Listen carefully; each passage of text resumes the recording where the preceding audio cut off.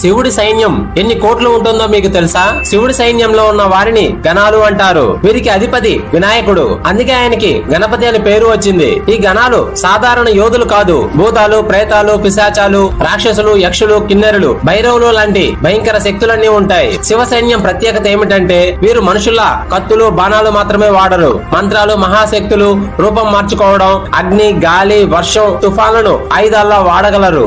శివుడి సైన్యాన్ని లెక్కించడం సాధ్యం కాదు.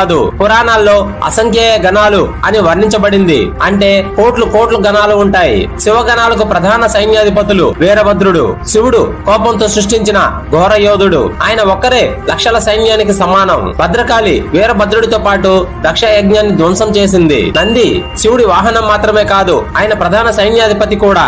శివ సైన్యంలో ఉన్నవాళ్ళు చాలా వింతగా ఉంటారు. కొందరికి 3 కళ్ళు, 4 చేతులు, కొందరు భూతాలు, అర్ధ శరీరాలు, కపమాలలతో,